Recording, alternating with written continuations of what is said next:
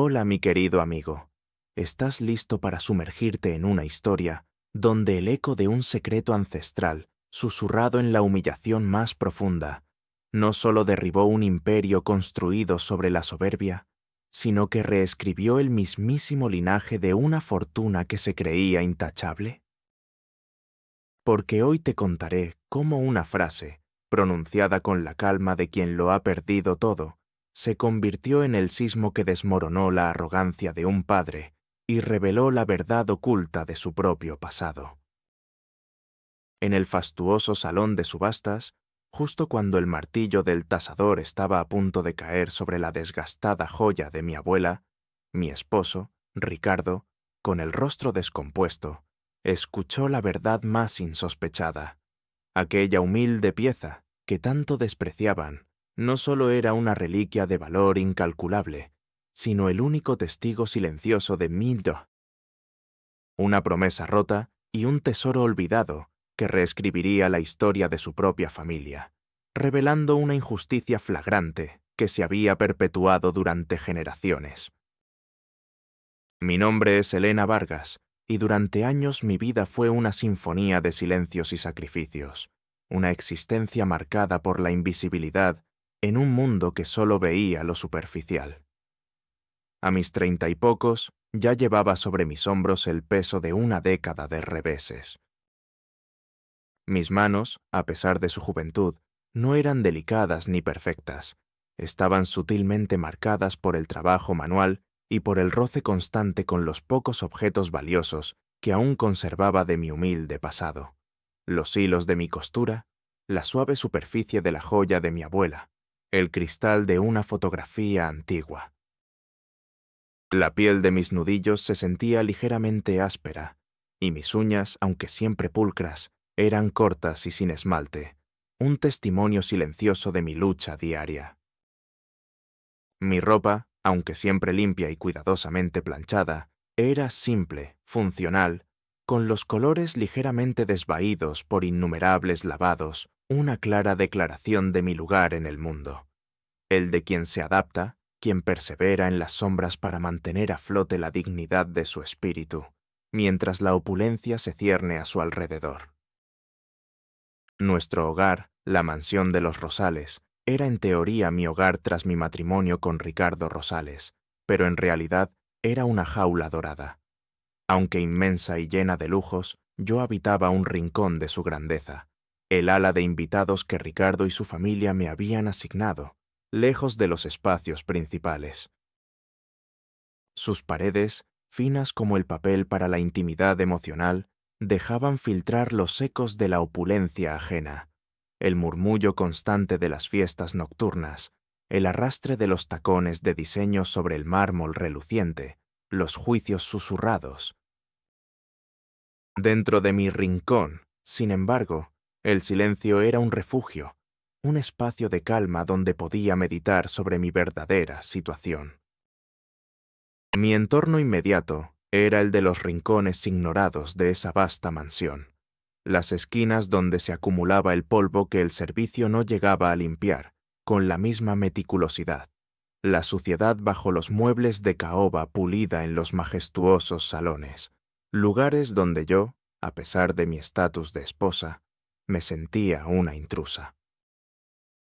Las miradas, las miradas, eran las que más dolían.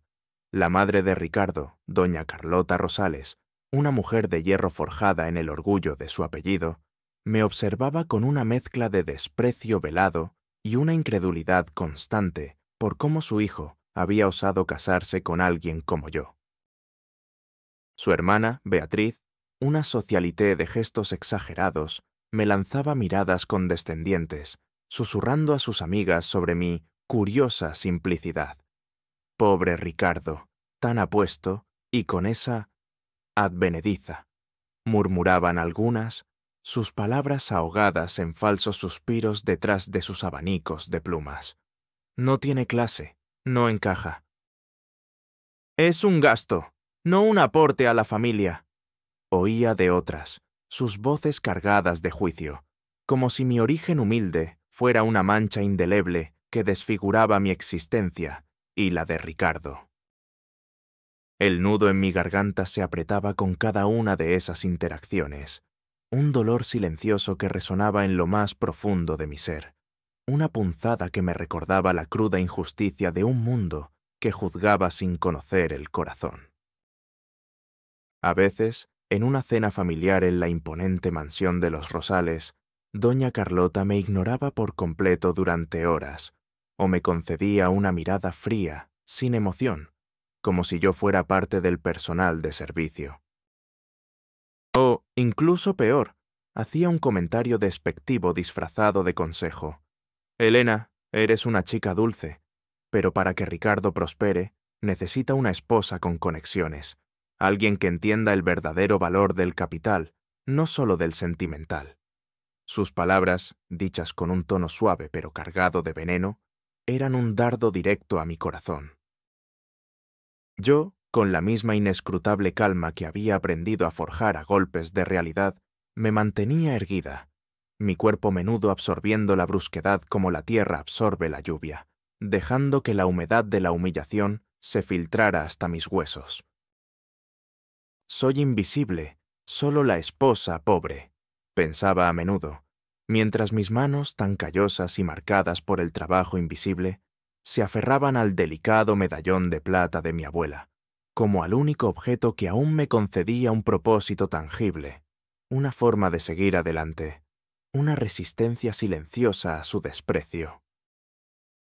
Observaba los relojes de lujo que brillaban en las muñecas de las damas de la alta sociedad, sus joyas resplandecientes, sus conversaciones sobre fusiones empresariales y propiedades en el extranjero.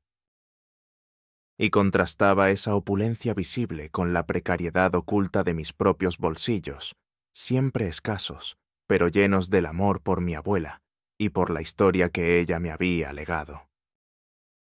Mi alma se encogía un poco más con cada ostentación de riqueza, no por envidia, sino por la cruda injusticia de un mundo que valoraba las apariencias sobre la esencia, el brillo superficial sobre el mérito.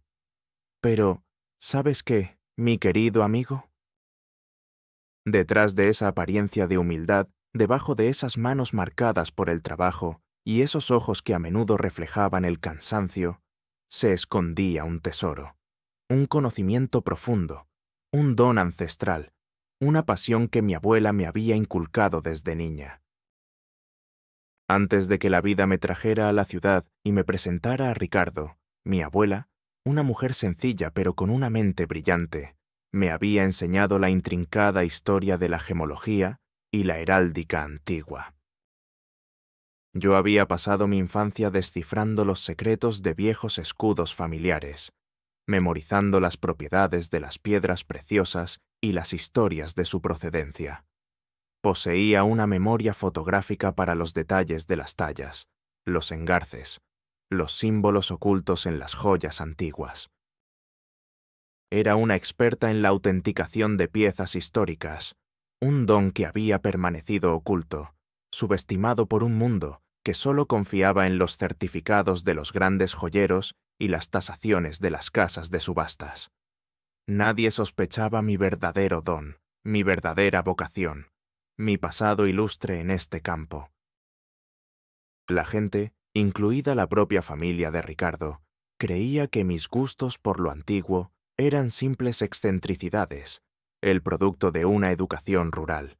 Doña Carlota se burlaba abiertamente de mi obsesión con las chácharas viejas. Pero yo sabía, en lo más profundo de mi ser, que mi conocimiento era real, que era una llave a verdades que la superficialidad del mundo moderno ignoraba. El impacto de esta revelación, cuando llegó, sería un terremoto. Los tasadores más prestigiosos, con toda su experiencia y sus diagnósticos complejos, se quedarían boquiabiertos, avergonzados de su propia ceguera y de su arrogancia. La idea de que la humilde esposa de Ricardo era la portadora de una sabiduría capaz de reescribir la historia de fortunas enteras, sería una píldora amarga de tragar para muchos. Cada decisión que tomaba, cada preocupación que me carcomía, cada sentimiento que me invadía, cada observación del mundo a mi alrededor, todo se acompañaba de un monólogo interno que ocupaba mi mente, explorando las ramificaciones emocionales y estratégicas de mis pensamientos. ¿Debo seguir guardando este secreto? ¿Es mi deber proteger mi relación con Ricardo? ¿O es mi deber desvelar la verdad para que la justicia prevalezca, no solo para mí, sino para mi linaje, para el legado de mi abuela? Las dudas me asaltaban con la fuerza de un río embravecido. Las ojeras bajo mis ojos eran el mapa de mis batallas nocturnas. Cuando doña Carlota me humillaba frente a sus amigas, mi mente se debatía. Quiero gritarle que su fortuna no le da derecho a pisotear el alma de nadie, que mi valor no se mide en ceros en una cuenta bancaria, sino en la verdad de mi sangre. Pero si lo hago, ¿qué pasará? ¿Perderé a Ricardo? ¿Qué será de nuestro matrimonio que tanto nos ha costado construir frente a su desaprobación? La frustración me quemaba por dentro, una llama constante que amenazaba con consumirme. Pero la esperanza, esa pequeña y terca chispa que era la mirada de amor de Ricardo, siempre me recordaba el verdadero propósito de mi vida, la integridad, la compasión y el valor del amor verdadero. Por Ricardo, por nuestro futuro, por la justicia de lo que es correcto, debo aguantar, pero también debo actuar. La oportunidad llegará, y debo estar lista para desenterrar la verdad. La determinación se mezclaba con el cansancio, creando una mezcla agridulce que era el motor de cada uno de mis días. La audiencia debía sentir mi dolor, mi esperanza, mi frustración y mi inquebrantable determinación, porque eran el motor silencioso de mi existencia. Y en ese mundo de lujo y apariencias, existía un hombre que personificaba una debilidad arraigada, una sumisión ciega al poder de su linaje. Ricardo Rosales, mi esposo. Un hombre apuesto de 30 y tantos, de cabellos castaños cuidadosamente peinados y un aire de preocupación que se hacía más palpable con el tiempo. Ricardo era el heredero de la poderosa familia Rosales, cuyo imperio se extendía por el sector inmobiliario y el arte. Para él, la aprobación de su madre, doña Carlota, y la estabilidad financiera del apellido, lo eran todo. Aunque me amaba, mi origen humilde y la constante presión de su familia lo habían vuelto un hombre débil, un títere de sus juicios. Su crueldad no era directa, sino una manifestación de su debilidad y su desesperación. Se manifestaba en pequeñas acciones diarias y en diálogos cargados de súplicas. Cada vez que me veía, sus ojos, antes llenos de amor, ahora reflejaban una mezcla de cariño y una creciente ansiedad. «Elena, mi amor», decía con una voz suplicante, «la situación de la empresa es crítica. Necesitamos dinero, y rápido, la joya de tu abuela. Sé lo que significa para ti, pero por favor, piensa en nuestro futuro. Tu madre insiste en que la vendamos». No había un solo día sin una súplica velada, sin una mirada de angustia. Una mañana, Ricardo me encontró en mi rincón de la mansión, admirando el delicado medallón de plata. «¡Elena!», espetó con un tono de voz inusualmente agudo, casi un ruego. «Por favor, entiéndelo. Doña Carlota ha amenazado con cortarme el acceso a las cuentas. No tengo otra salida. Si no vendemos esa joya, nos hundiremos. ¿Acaso no ves la realidad? Es solo un pedazo de metal viejo». Su rostro se contorsionó en una mueca de desesperación, y no dudó en intentar arrebatarme la joya de la mano, un gesto brusco que me lastimó los dedos, una manifestación deliberada de su desesperación y su sometimiento a la presión de su madre. Yo sentí un fuego helado en el pecho, pero me aferré a la joya. Mis manos temblaban imperceptiblemente, mientras mi monólogo interno gritaba: «Ricardo, si supieras la verdad, si solo supieras». Al día siguiente, Ricardo me volvió a encontrar en el pasillo principal de la mansión, esta vez con el rostro demacrado por las noches sin dormir. «Elena», dijo, su voz con un tono bajo y quebrado, «Doña Carlota y Beatriz están planeando una subasta de bienes familiares para la próxima semana. Si no pones la joya a su disposición, ella lo considerará un acto de desobediencia y nos cortará por completo. Seríamos desheredados». Suplicaba, no ordenaba, pero la presión era inmensa. La humillación era una estrategia, una forma de obligarme a ceder.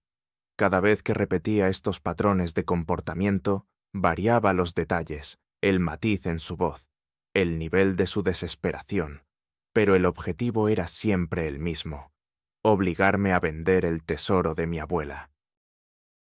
La caída de Ricardo, oh mi querido amigo, tenía que ser tan visceral y satisfactoria como el ascenso de mi espíritu, un acto de justicia poética que redimiera su alma de la ceguera y la sumisión. La vida cotidiana de Elena, bajo el yugo de la injusticia y la subestimación, era un eco melancólico de un pasado glorioso.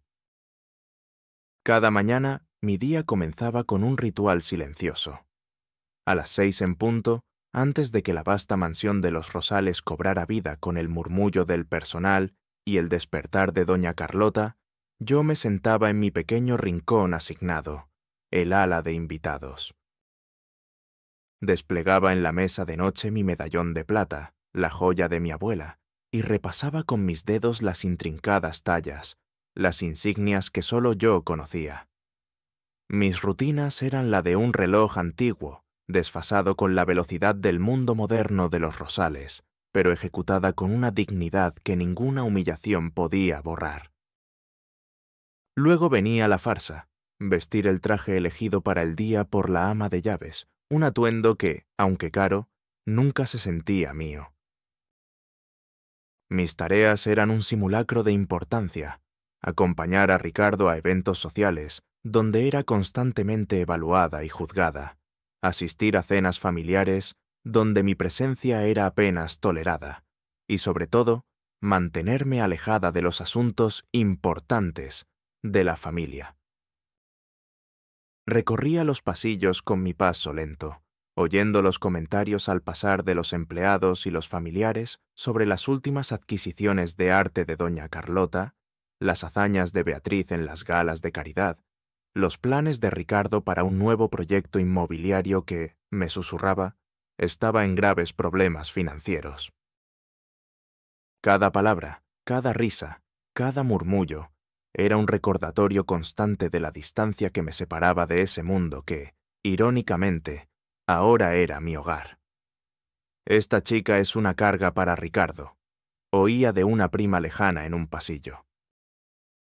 Otra vez, la propia Beatriz, con una sonrisa helada, se quejó directamente a Ricardo sobre la falta de entusiasmo de su esposa en los eventos sociales, una indirecta clara hacia mi renuencia a fingir una felicidad que no sentía en su circo de apariencias.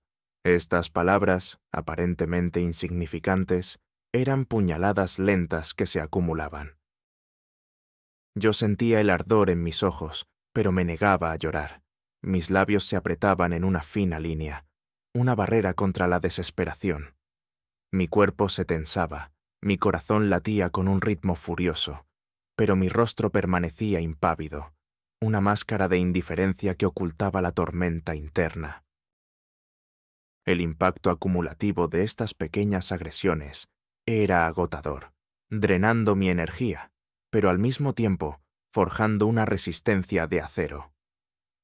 La monotonía de mi existencia no me adormecía, me hacía más consciente de cada injusticia. El contraste entre la opulencia del entorno y la humildad de mi existencia era flagrante, una injusticia palpable. Los techos altos, las esculturas de diseñador que adornaban los jardines, las piscinas infinitas y los muebles de diseño carísimo, todo gritaba riqueza, poder y una vida sin preocupaciones.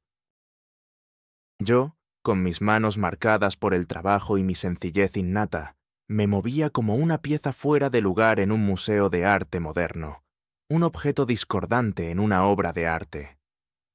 Recordaba una vez que doña Carlota me había llamado a su estudio, no para conversar, sino para darme una lección sobre mi lugar. Su voz, con un tono dulzón que era más ofensivo que cualquier grito, me dijo: «Elena, entiendo que no estás acostumbrada a la vida de los Rosales, pero debes aprender a adaptarte. Tu joya de la abuela, por ejemplo, es curiosa, pero no tiene lugar en esta casa. Es un símbolo de un pasado que debes dejar atrás». Era una orden disfrazada de consejo, un gesto de poder que me enviaba un mensaje claro. Mi herencia, mi historia, no valían nada en su mundo, humillándome frente a Daniel y al personal de servicio. Yo sentí un fuego helado en el pecho, pero me incliné lentamente, mi voz un murmullo apenas audible, sintiendo la mirada de Ricardo sobre mí, una mezcla de dolor y de un amor incondicional que me daba fuerzas. La escena me persiguió durante días, una herida abierta en mi dignidad, una que ardía cada vez que pensaba en la injusticia que me había tocado vivir. Es un peso sobre mi alma, una injusticia que me ahoga, pensaba mientras repasaba mentalmente los símbolos del medallón. Pero mi amor por Ricardo, mi herencia de sabiduría, me daban una razón para resistir, un propósito que valía más que cualquier orgullo momentáneo. La semilla del cambio, mi amigo, germinó de la manera más dolorosa, del lugar más preciado para mí, mi propia dignidad y el legado de mi abuela. La situación financiera de Ricardo empeoraba a pasos agigantados. Su nueva empresa de tecnología estaba al borde de la quiebra, y la fortuna familiar, aunque vasta, no era ilimitada. Doña Carlota, con su fría eficiencia, ya había empezado a liquidar propiedades. Un día, Ricardo, con el rostro demacrado por el estrés, se arrodilló ante mí en mi rincón de la mansión, sus ojos llenos de lágrimas. «Elena, por favor», me suplicó, «no queda otra salida. Mi madre insiste. Tenemos que vender la joya de tu abuela. Es la única forma de conseguir el dinero suficiente para salvar mi empresa, para evitar la vergüenza, para que no nos deshereden». Sus palabras fueron un puñal en mi corazón. Me pidió que vendiera la última conexión tangible con mi abuela, con mi pasado, con mi identidad. Yo tomé la joya en mis manos, el medallón de plata que mi abuela me había entregado el día antes de morir. No era una pieza ostentosa, su valor material era modesto, tasado en unos pocos miles de dólares, pero para mí era invaluable. Mi abuela me había contado historias sobre ella. «Elena, este medallón ha pasado por nuestra familia durante generaciones. No es solo plata. Es el testimonio de la resiliencia de nuestras mujeres, de los secretos que guardaron, de las promesas que se mantuvieron». La historia parecía simple, pero algo en la forma en que mi abuela lo dijo, el brillo en sus ojos, siempre me había intrigado. En ese instante, mientras Ricardo suplicaba y yo sentía la fría plata en mis dedos, mi mente, mi tesoro oculto, comenzó a registrar sutiles patrones. Recordé un detalle que mi abuela mencionó una vez, casi al pasar. Hay un secreto en el reverso, Elena, uno que solo los ojos que ven más allá del brillo pueden descifrar. Me había reído entonces, pensando que era una de sus fábulas. Pero ahora, con la presión de Ricardo, con la amenaza de perderlo todo, esa frase regresó con una fuerza abrumadora. Acerqué el medallón a la luz y noté una serie de grabados casi invisibles en el reverso, apenas perceptibles al tacto, un patrón que nunca había notado antes. Era una serie de pequeñas líneas y puntos, como un código diminuto, en un lugar donde la plata estaba ligeramente oscurecida por el tiempo. Mi corazón dio un vuelco. No era solo un grabado, era una pista.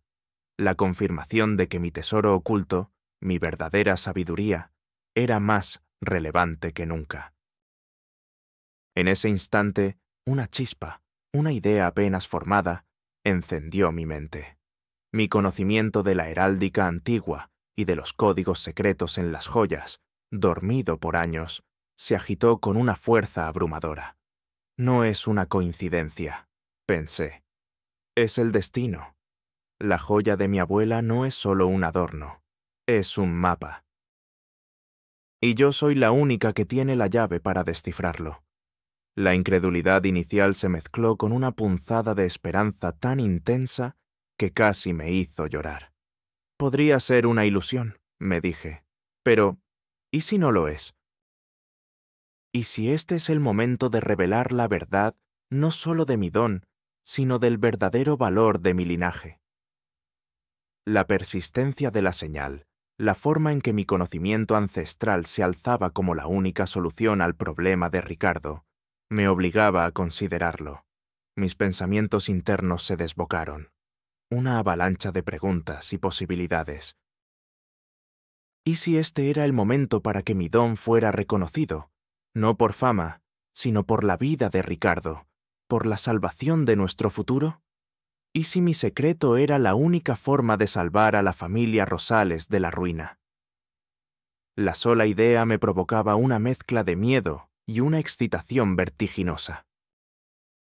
Miedo a la confrontación con doña Carlota y Beatriz, a su ira, a su desprecio si mi plan fallaba, a que me acusaran de locura, a que Ricardo se avergonzara de mí.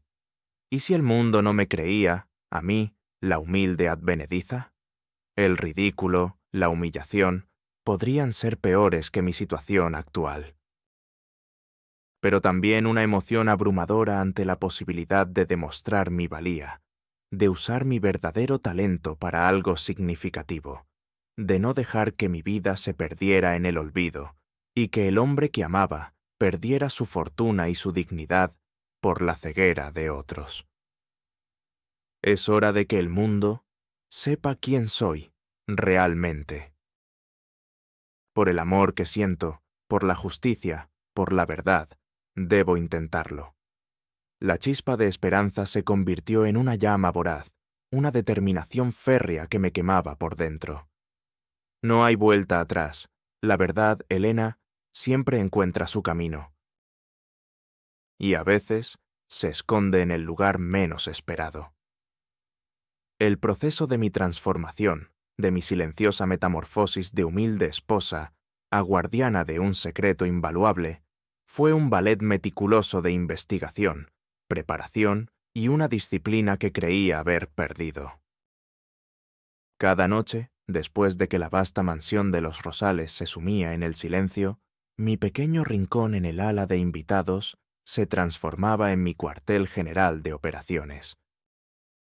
Mi mesa de noche, donde solía guardar mis pocas pertenencias, ahora estaba cubierta con libros de heráldica antigua que había comprado en librerías de segunda mano, con lupas de joyero y cuadernos llenos de mis propias anotaciones sobre los símbolos del medallón y las historias de los Rosales.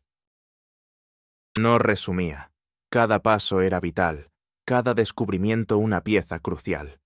Mi investigación comenzó por las bibliotecas universitarias, donde mi atuendo sencillo a menudo me ganaba miradas de desdén. Bajo la excusa de buscar recursos para proyectos de genealogía familiar, logré acceder a bases de datos históricas, archivos nobiliarios, artículos de revistas especializadas en joyería antigua.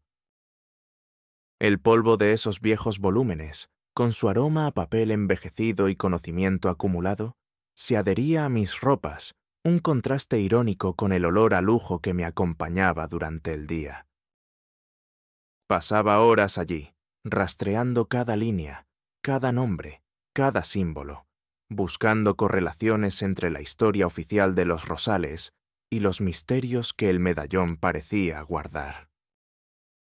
Descubrí menciones de un ancestro Rosales que, en el siglo XVII, había desaparecido misteriosamente de los registros familiares, un pecado que nunca se mencionaba en la historia de la familia. el zumbido constante de mi vieja computadora, donde cruzaba datos y buscaba coincidencias entre los escudos antiguos y los grabados del medallón, se convirtió en la banda sonora de mis noches solitarias. Hubo múltiples obstáculos. La primera vez que intenté acceder a una sección restringida de archivos nobiliarios, un archivero estricto me dijo que esos recursos eran solo para historiadores con credenciales y miembros de la nobleza, mirándome por encima de las gafas con desdén. Mi corazón se encogió. Quizás es una señal para que me rinda, pensé. La frustración me invadió, una ola helada de desesperación. Sentí la tentación de abandonar, de dejar que la familia Rosales se hundiera en su propia ignorancia. Pero la imagen de Ricardo, desesperado por su ruina, y la voz de mi abuela resonando en mi mente, me reavivaron la determinación. No me rendiré, me dije. Volví al día siguiente con una historia mejor sobre un proyecto de investigación personal para una tesis universitaria. Y, finalmente, me concedieron el acceso limitado, no sin antes darme una mirada de sospecha. Cada avance era seguido por un monólogo interno de alivio y una reevaluación estratégica. Esto es solo el comienzo. Ellos no saben lo que se les viene. Luego vino la observación secreta de los documentos familiares en la mansión. Durante el día, mientras Ricardo y su madre estaban ocupados con sus reuniones y eventos, yo me colaba en la biblioteca de la mansión, buscando viejos libros de contabilidad, cartas, diarios que pudieran contener pistas sobre el misterioso ancestro o sobre propiedades olvidadas. El ambiente en la biblioteca era solemne, con el olor a cuero y papel antiguo. El miedo me invadía a veces, el temor a ser descubierta por doña Carlota o Beatriz, a que mi pequeño secreto fuera expuesto antes de tiempo. Un paso en falso y todo se desmorona, me recordaba, mi corazón latiendo como un tambor en mi pecho. Pero la adrenalina me impulsaba. La recolección de pruebas fue un desafío constante. Necesitaba no solo descifrar los grabados del medallón, sino también pruebas irrefutables de su conexión con la fortuna de los Rosales y con el ancestro desaparecido. Descubrí que los grabados eran una combinación de un antiguo código de cifrado y un mapa estelar. Mi abuela, sin saberlo, me había enseñado la clave de un tesoro. Mi búsqueda me llevó a noches de insomnio, descifrando cada línea, cada punto, cada constelación. El mapa estelar del medallón apuntaba a una propiedad remota, una finca que había sido parte de las tierras originales de los Rosales, pero que, según los registros públicos, había sido vendida hace siglos. Mis manos temblaban mientras trazaba el mapa, comparándolo con viejos pergaminos y cartas que encontré en un baúl oculto en el ático de la mansión. ¿Los riesgos? Si me descubrían, me acusarían de robo, de conspiración, y mi matrimonio con Ricardo quedaría destruido. Sentía el sudor frío resbalar por mi espalda, el nudo en mi estómago apretándose con cada nuevo descubrimiento. Un día, mientras revisaba unos documentos en el ático, Beatriz me sorprendió. Me escondí rápidamente detrás de unos muebles viejos, mi corazón martillando, el miedo tan intenso que mi respiración se agitó. Casi todo se va al traste, pensé. Pero el contratiempo solo fortaleció mi determinación. Son pruebas de que estoy en el camino correcto, me dije. Mis monólogos internos eran un torbellino de emociones, desde la euforia por un nuevo hallazgo hasta la desesperación por un revés. Cada símbolo descifrado, cada conexión histórica que hacía, cada pequeño avance, era un acto de fe, una pieza más en el rompecabezas de mi vindicación y de la salvación de la familia Rosales. Y con cada pieza, mi convicción crecía. La verdad está ahí, Elena. Solo tienes que desenterrarla. Y yo seré quien lo haga. Para mi sorpresa, y para la de todos los que me habían subestimado, surgieron alianzas inesperadas que se tejieron en el entramado de mi plan, demostrando que la luz puede encontrarse en los lugares más insospechados, incluso en medio de la frialdad y el clasismo de la alta sociedad. El primero en unirse a mi causa fue, contra todo pronóstico, el tasador de la casa de subastas, el señor Lorenzo Montalbán. Un hombre de unos 60, con gafas de lectura y un aire de sabiduría tranquila, Lorenzo había pasado su vida entre objetos de valor, pero poseía una rara capacidad para ver más allá del precio, para intuir las historias detrás de las piezas. Al principio, cuando Ricardo insistió en que yo llevara la joya para una tasación oficial, Lorenzo me miró con escepticismo, su ceño fruncido mientras examinaba el medallón. «Señora Rosales», dijo con una voz profesional pero distante, «esta es una pieza de plata con poco valor material. Antigüedad, sí, pero el grabado no parece más que una decoración». Su voz era cautelosa, un reflejo de su experiencia en un mundo donde solo el oro y los diamantes importaban. Yo no lo presioné. Le hablé con la calma que solo la convicción profunda puede dar, explicándole la historia que mi abuela me había contado, la leyenda del secreto en el reverso, la forma en que el medallón había pasado de generación en generación. Luego, discretamente, le mostré las fotos de mis hallazgos, los símbolos en el medallón que se correspondían con un antiguo escudo de los Rosales, el mapa estelar y el nombre del ancestro desaparecido, que él, como historiador aficionado, conocía por sus propias lecturas. Lorenzo me miró con una expresión que pasó de la duda al asombro, luego a una creciente fascinación. Sus ojos, antes opacos por la rutina, ahora brillaban con una nueva chispa.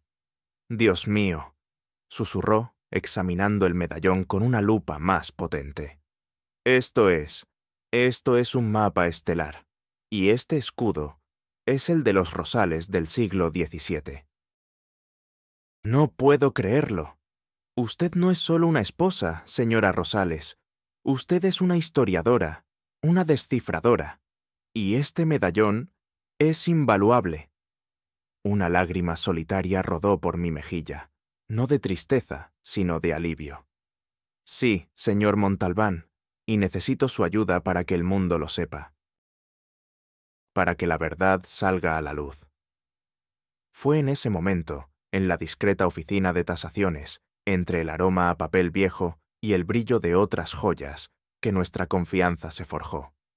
Lorenzo, motivado por un profundo sentido de la historia y la verdad, me prometió su apoyo incondicional. «Cuente conmigo, Elena, lo que sea necesario». Una joya así, una historia así, no puede permanecer oculta. Sus aportaciones fueron cruciales. Él me brindó acceso a sus contactos en el mundo de la gemología y la historia. Me ayudó a autenticar los documentos que había encontrado y a preparar un informe exhaustivo que validara mi trabajo. Sus diálogos conmigo eran extensos, llenos de información histórica y consejos prácticos, y también de una creciente admiración por mi genialidad que aún persistía. Mi segunda aliada, aún más sorprendente, fue la señora Marta Beltrán, la leal ama de llaves de la mansión Rosales. Una mujer de 60 y tantos, con el cabello recogido en un moño estricto y una mirada discreta, Marta había trabajado para la familia Rosales durante más de 40 años. Ella había sido testigo silencioso de las dinámicas familiares, de la arrogancia de doña Carlota y Beatriz, y de la creciente desesperación de Ricardo. Marta siempre me había tratado con un respeto inusual, notando mi bondad y mi calma. Me acerqué a ella con cautela una tarde, mientras arreglaba flores en el vestíbulo. «Señora Beltrán», dije, mi voz apenas un susurro, «sé que esto sonará descabellado, pero creo que la fortuna de los Rosales esconde un secreto. Y necesito su ayuda para desvelarlo». Marta, con su mirada perspicaz, me observó con una mezcla de sorpresa y curiosidad. «Soy Elena Vargas». y la joya de mi abuela esconde una verdad que podría salvar a esta familia de la ruina, si es que ellos están dispuestos a escuchar. Su reacción fue de incredulidad inicial, un levantamiento de cejas escéptico. ¿Un secreto, señora Elena? Los Rosales son una familia intachable, pero mi firmeza, la convicción en mis ojos y la precisión con la que empecé a describir los grabados del medallón, los nombres de los ancestros y la crisis financiera de Ricardo, la capturaron.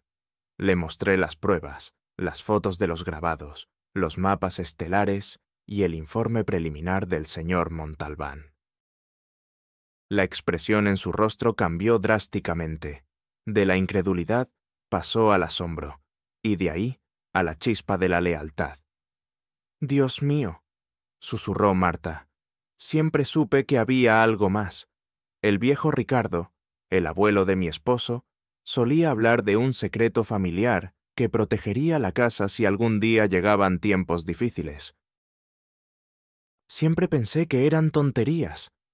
Marta, impulsada por su propia motivación de proteger a la familia Rosales, a la que ella consideraba su propia familia, y de asegurar un futuro digno para Ricardo, se comprometió a ayudarme.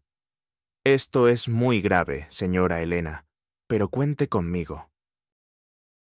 Yo conozco cada rincón de esta mansión, cada viejo documento que guardan».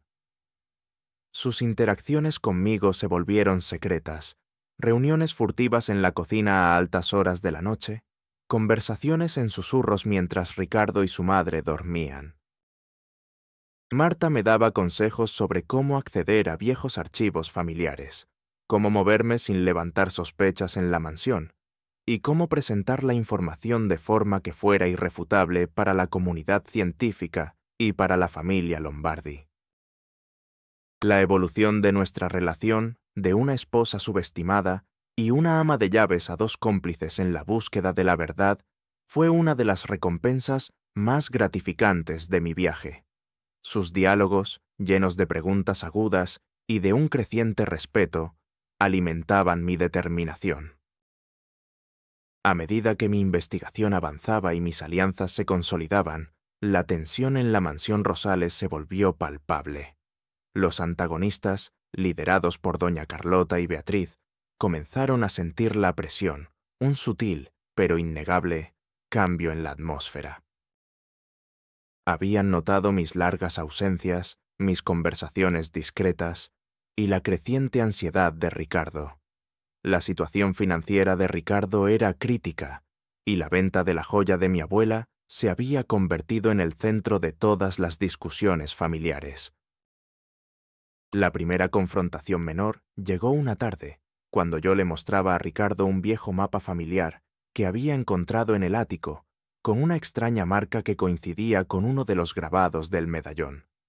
Doña Carlota irrumpió en la habitación, su rostro contorsionado por una mezcla de sospecha y furia.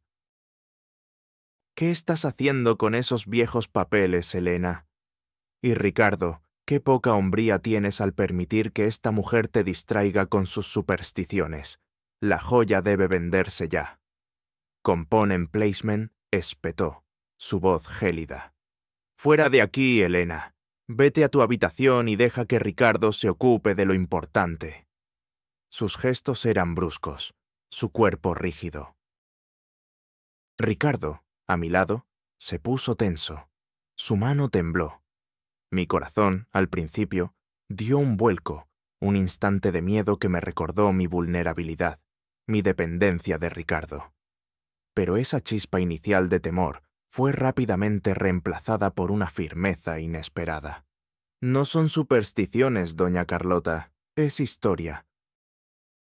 Y la historia, a veces, tiene un valor más allá del dinero».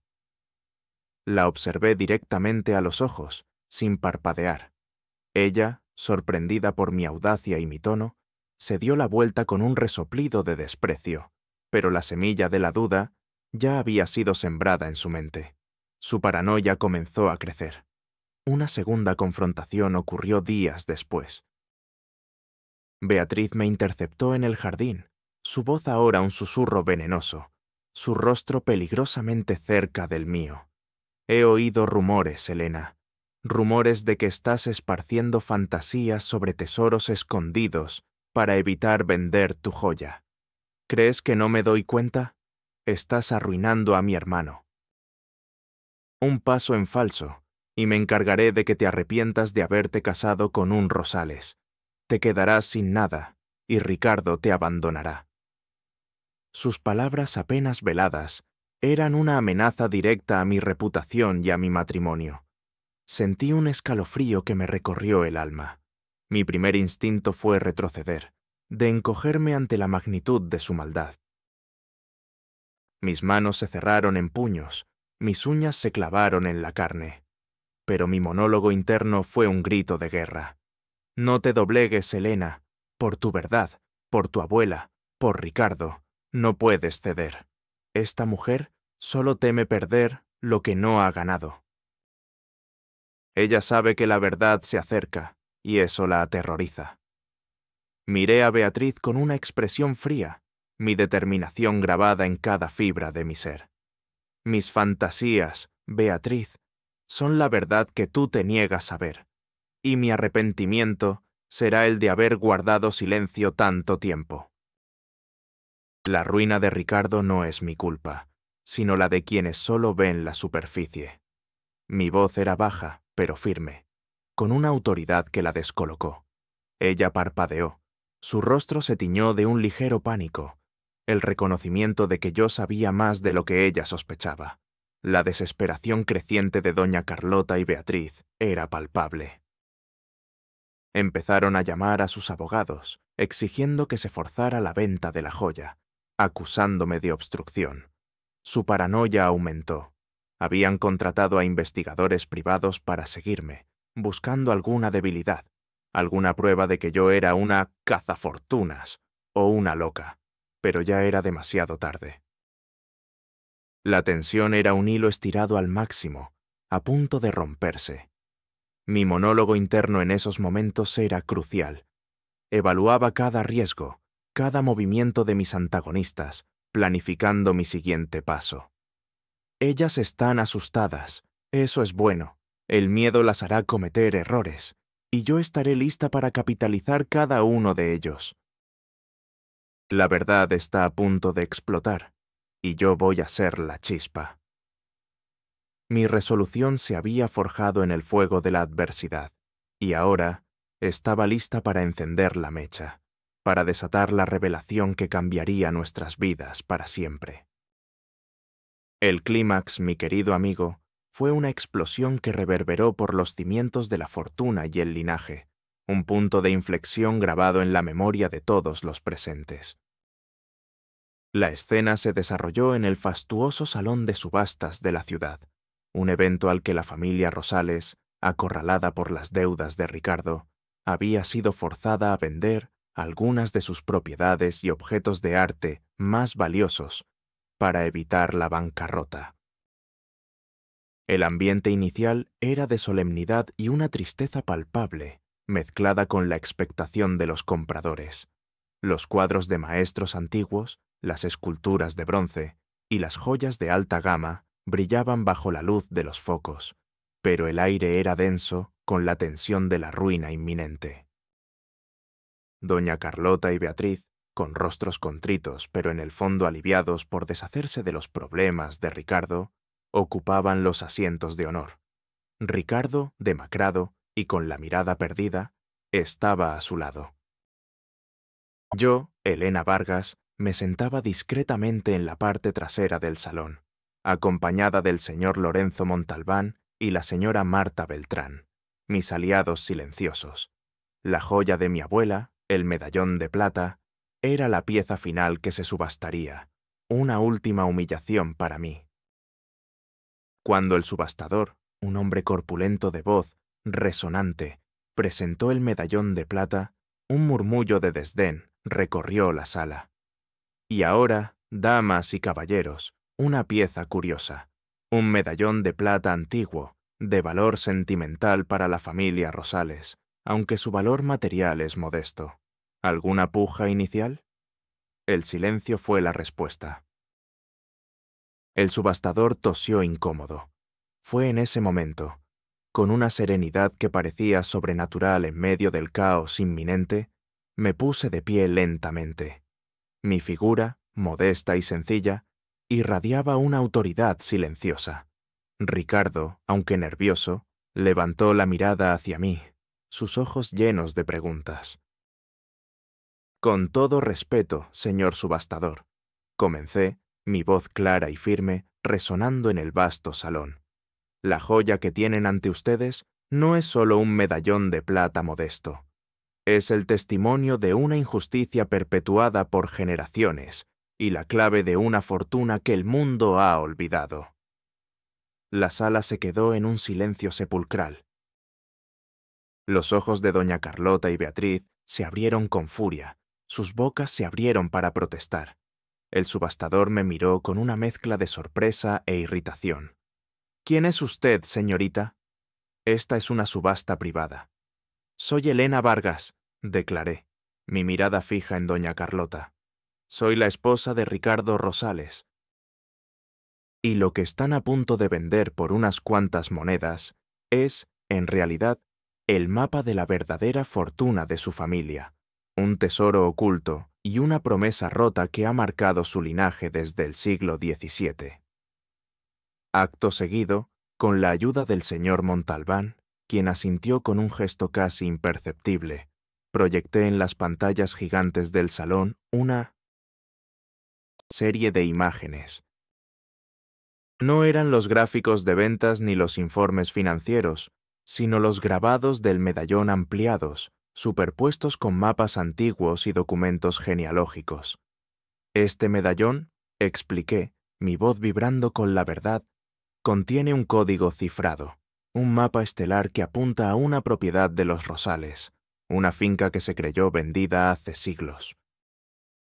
Pero no fue vendida. Fue entregada en secreto, como parte de un acuerdo oculto, un pacto de honor entre un ancestro Rosales, un hombre que se negaba a participar en una traición familiar, y mi propia bisabuela, quien en aquel entonces era una joven de mi linaje. La finca contiene las minas de oro y plata originales de su familia, minas que se consideraron agotadas, pero que mi bisabuela descubrió que aún eran productivas y que ese ancestro Rosales, deshonrado por su familia, le confió como parte de una promesa de lealtad y rectitud. Mi abuela, con su sabiduría, me había enseñado a descifrar este mapa estelar en el medallón, un secreto que supo que algún día sería revelado. La joya de la abuela no era solo un adorno, era una clave. Era el legado de un ancestro Rosales honorable, que había intentado corregir una injusticia inicial de la familia, pero cuya promesa había sido convenientemente olvidada por las generaciones posteriores de los Rosales, que se limitaron a heredar lo que pensaban que era el único patrimonio. Las reacciones fueron explosivas, en tiempo real, como una onda de choque. En la mesa, doña Carlota se puso pálida, su rostro se descompuso, sus labios temblaban, incapaces de formar palabras. La incredulidad se transformó en negación salvaje, luego en furia descontrolada. «¡Esto es una farsa! ¡Es una impostora!» «Quiere robar nuestra fortuna», Drenia, gritó, su voz histérica, el sudor frío perlado en su frente. Beatriz, a su lado, estaba tan blanca como un fantasma, sus ojos muy abiertos, su boca abierta por la sorpresa. Intentaron levantarse, sus manos temblaban, pero los propios abogados de la familia, que ya revisaban los documentos en las pantallas, las detuvieron. Sus rostros también se tiñeron de blanco. El subastador y los asistentes estaban atónitos. Sus ojos estaban muy abiertos, sus bocas ligeramente abiertas. Algunos murmuraban con incredulidad, otros examinaban sus catálogos con frenesí, incapaces de comprender lo que veían. ¡Un tesoro oculto! Zrenia. ¡Increíble! Component placement. Es un escándalo. Se escuchaba entre los murmullos de la audiencia. El silencio ensordecedor que siguió a mi revelación fue roto por un coro de «fraude», «component placement», «vergüenza», «zrenia», la verdadera historia. El cambio de poder fue instantáneo y demoledor. Ya no era la humilde esposa de Ricardo, sino la guardiana de la verdad, la portadora de una sabiduría que reescribiría la historia. Mis diálogos, antes conciliadores, ahora eran concisos, firmes, llenos de autoridad recién encontrada. «Doña Carlota», dije, mi voz tranquila pero cargada de poder, «la joya de mi abuela no es solo un objeto, es el mapa de un testamento olvidado, de una parte de su fortuna que fue confiada a mi linaje para su protección. Y esa fortuna, créanme, es suficiente para salvar a esta familia de la ruina, si están dispuestos a aceptar la verdad». En ese preciso instante, Ricardo Rosales, mi esposo, el hombre que me había pedido vender el medallón, abrió los ojos y, por primera vez, me miró con una mezcla de asombro, gratitud y una profunda vergüenza por su propia ceguera. Una humillación pública para doña Carlota y Beatriz, una revelación para la sociedad y una vindicación para mí. Había ganado la batalla por la verdad y por el amor. La caída de doña Carlota y Beatriz Rosales fue una espiral descendente, tan brutal como satisfactoria, mi querido amigo, un eco visceral de su propia arrogancia y clasismo. Lo que comenzó como un intento desesperado por vender mi joya se transformó rápidamente en una cascada de consecuencias legales, sociales y profesionales que las arrastraron al abismo del descrédito más absoluto. Las imágenes de sus rostros desfigurados por el terror y la furia, mientras eran escoltadas fuera del salón de subastas, se reprodujeron incansablemente en todos los noticieros y periódicos del mundo. Sus nombres, que antes eran sinónimo de elegancia y poder en la alta sociedad, se convirtieron en sinónimo de fraude histórico, avaricia y desprecio humano. Las investigaciones se expandieron más allá de la subasta. La Fiscalía, impulsada por la contundencia de mis pruebas, el medallón, los mapas, los documentos del ático y el testimonio impecable del señor Montalbán y la señora Beltrán, descubrió una intrincada red de ocultamiento de activos, evasión fiscal y manipulación de registros históricos que la familia Rosales había orquestado durante generaciones para ocultar la existencia de las minas.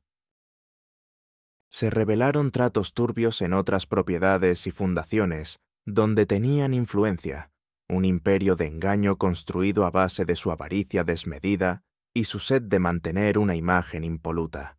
Se abrieron juicios en múltiples jurisdicciones. Las que habían sido las intocables damas de sociedad se vieron arrastradas por el fango de los tribunales, sus nombres mancillados en cada titular, sus reputaciones pulverizadas en la arena pública. Los bienes de doña Carlota y Beatriz fueron incautados, sus cuentas bancarias congeladas, sus lujosas propiedades y colecciones de arte embargadas para compensar los daños causados por el fraude histórico y para garantizar la transparencia de la fortuna de los Rosales.